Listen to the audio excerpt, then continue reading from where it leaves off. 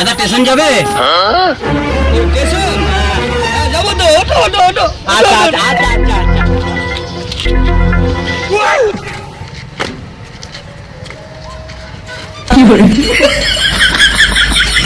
ও দাদা একটু আস্তে চালান দাদা, আমার তো ভয় লাগছে।